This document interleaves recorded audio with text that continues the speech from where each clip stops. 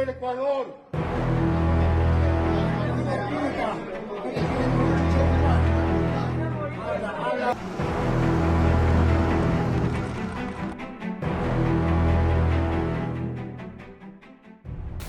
En los últimos días, el país ha estado sumergido en el caos e incertidumbre provocado por las bandas delictivas que obligó al presidente de la República, Daniel Noboa, a decretar que Ecuador vive en un conflicto interno armado.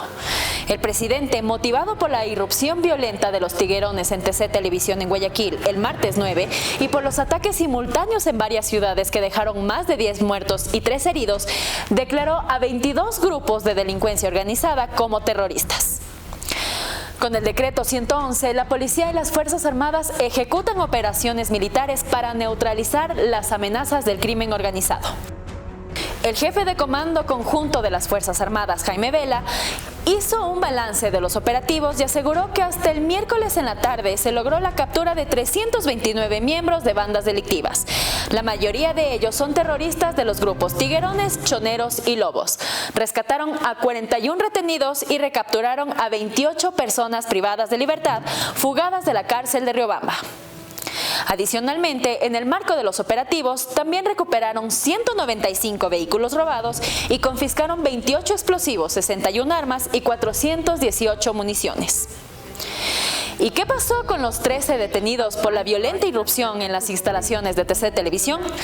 Pues esos tiguerones están siendo procesados por el delito de terrorismo y serán trasladados a la penitenciaría del Litoral. A pesar de estas operaciones llevadas a cabo, las cárceles todavía están fuera de control.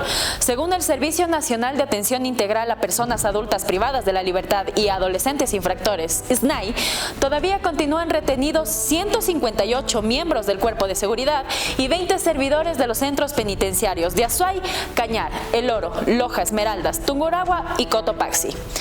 Pero ¿cuáles son todas las bandas que se creen dueños del Ecuador? ¿Y de dónde vienen? ¿Cómo fue que el Ecuador pasó de ser uno de los países con una de las tasas más bajas de muertes violentas de Sudamérica a uno de los más peligrosos? Volvamos un poco al pasado. Entre el 2010 y 2018, los índices de muertes violentas en el país se redujeron de 17 a 5.7 por cada 100.000 habitantes. Esto posicionó al Ecuador como el país con la segunda tasa más baja de muertes violentas de América Latina, según el Ministerio de Gobierno. Comparado con lo que tenemos ahora, podemos decir que en esos tiempos vivíamos en un paraíso.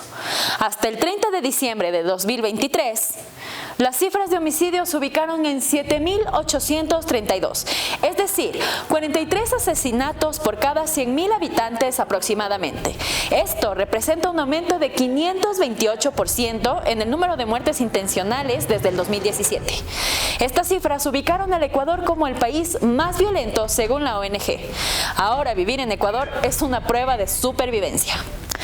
Por culpa del reclutamiento por parte de grupos de delincuencia organizada, especialmente en cantones de Guayaquil, Esmeraldas y Quevedo, los adolescentes asesinados con armas de fuego constituyen el 94.31% de los homicidios intencionados a este grupo, según datos del Observatorio Ecuatoriano de Crimen Organizado. Una tendencia que es definitivamente preocupante. Solo para darte una idea, más de 380.000 armas y municiones han sido incautadas desde el 2020. Guayaquil, Durán y San Borondón son las zonas más heavies en el país. Entre ellos acumulan el 35,65% de todos los homicidios que ocurren en el Ecuador.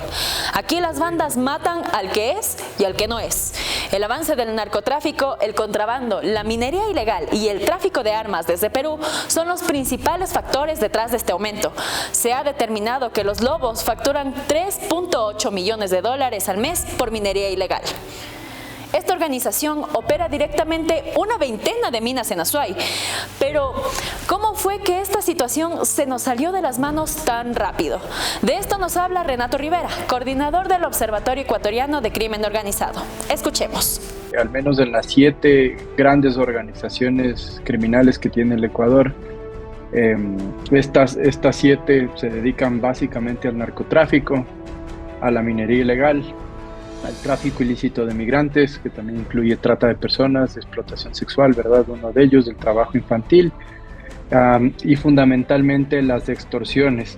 Todas esas organizaciones que buscan control de territorio para mover droga, para extorsionar a la gente, para controlar los centros donde tienes pues de explotación sexual también. Todos esos lugares necesitan redes operativas que estén vinculadas al lavado de activos, y eso es lo que le ha hecho al Ecuador y conexiones internacionales, que es lo que le ha hecho al Ecuador bastante atractivo en términos de criminalidad.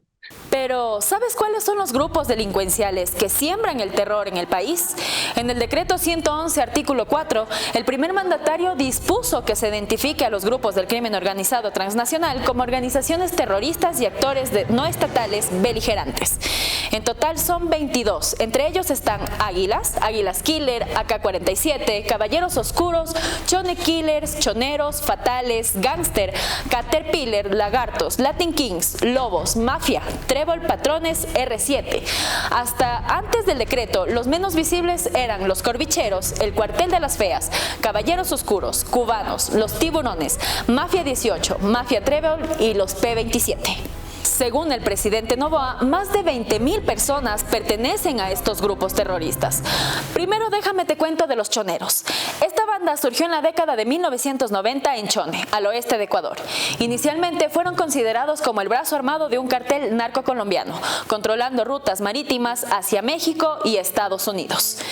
Pese al arresto de su líder Jorge Luis Zambrano, alias Rasquiña, en 2011, este grupo delictivo continuó operando incluso desde el interior de la cárcel, como si fuera el patio de su casa. Rasquiña salió libre y tras su muerte la relación de las bandas se quebró y desde entonces, según la policía, estas bandas ahora compiten por el liderazgo dejado por Rasquiña. En la banda delictiva de los choneros, José Adolfo Macías, alias Fito y alias Javi, se encargaban de la logística, mientras que Junior Roldán, alias JR, era el brazo derecho de alias Rasquiña. Dentro de los choneros también estaban Ben 10, alias Willy y alias Pipo. Ahora, ¿quiénes son los Lobos? Según Inside Crime, los Lobos es la segunda banda más grande del Ecuador después de los choneros y están en las cárceles de las provincias de Cotopaxi, Tungurahua, Santo Domingo, Guayas, Chimborazo, Azuay y El Oro. Como ya vimos, estas bandas se dedican al narcotráfico, sicariato y otros delitos.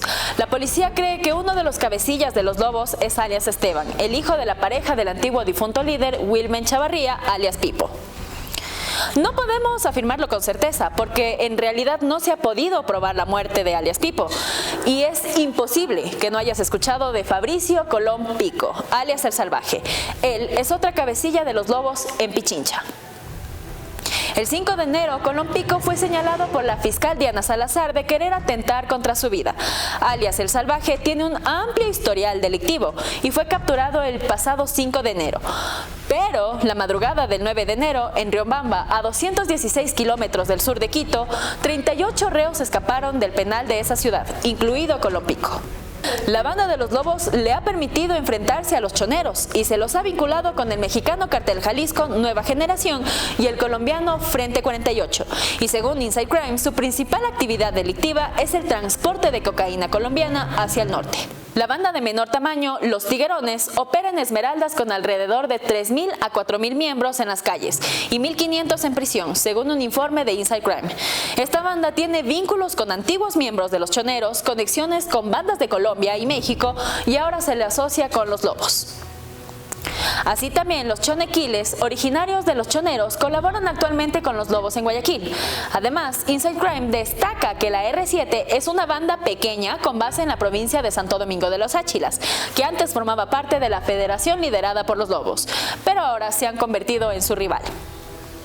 Otra de las grandes bandas ecuatorianas, la Organización de los Lagartos, con sede en Guayaquil, está dedicada en gran medida al ambiente penitenciario donde, según Inside Crime, se dedican al asesinato a sueldo. Un punto importante es que en los últimos entraron también en conflicto con los choneros por el control de las cárceles en Ecuador. Actualmente, los 22 grupos terroristas operan en 20 de las 24 provincias del Ecuador. Y el martes 9 de enero se declaró oficialmente la existencia de un conflicto armado interno. Con esto, las autoridades tomaron medidas extremas para hacer frente a esta crisis de inseguridad. De acuerdo con el Comité Internacional de la Cruz Roja, en el derecho internacional humanitario se exige la presencia de dos condiciones para determinar la existencia de un conflicto armado interno. Los grupos armados deben tener un nivel mínimo de organización y los enfrentamientos armados deben alcanzar un nivel mínimo de intensidad. Pero, ¿qué implica que Ecuador esté en un conflicto armado interno y qué poder tienen ahora los militares? En un conflicto armado interno, la finalidad de las fuerzas militares no es solo localizar y capturar a los elementos contrarios, sino neutralizarles con el uso de armas letales. El decreto 111 nos cambia las reglas de enfrentamiento, porque al considerarse un conflicto armado no internacional, Fuerzas Armadas ya tienen la facultad de utilizar armamento letal. Y eso es un cambio en las reglas de enfrentamiento. Armamento letal, por cierto, que será empleado y está siendo empleado en contra de los grupos que han sido identificados como terroristas.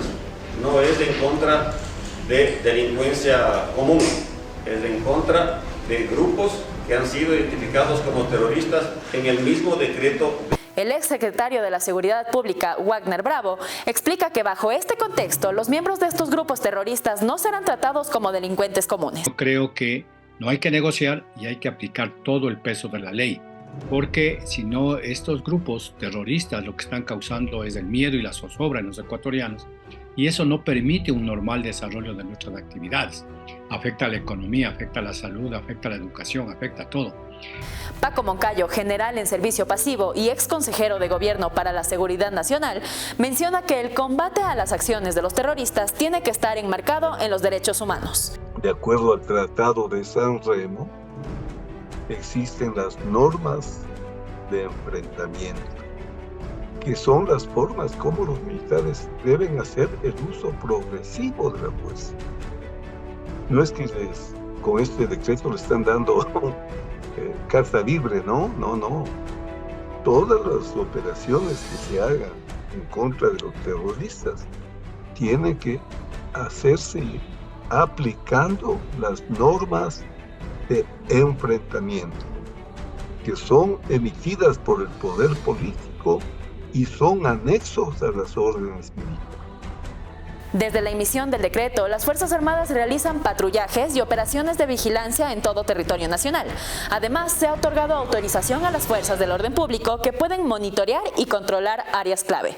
También participan en la implementación de medidas para controlar la posesión y el uso de las armas. El gobierno ecuatoriano ofreció una recompensa para quien otorgue información que conduzca a la captura de los líderes de los 22 grupos terroristas, en especial de alias Fito, el líder de los Choneros, y de Fabricio Colompico, el líder de los Lobos, quienes se fugaron de los centros penitenciarios.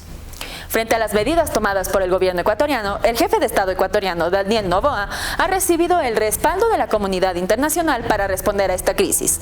Además, Colombia y Perú militarizaron sus fronteras para impedir que los terroristas ingresen a sus territorios. El presidente de la República compartió detalles sobre las cárceles de máxima seguridad que empezarán a ser construidas desde el 11 de enero en zonas de Pastaza y Santa Elena.